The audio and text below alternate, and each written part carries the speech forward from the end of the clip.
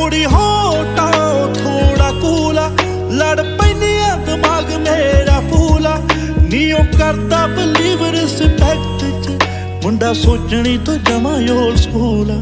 मैं थोड़ी सॉफ्टा वो थोड़ा हाड़ा, रहिंदा खिजदा ही करदा ना लाड़ा।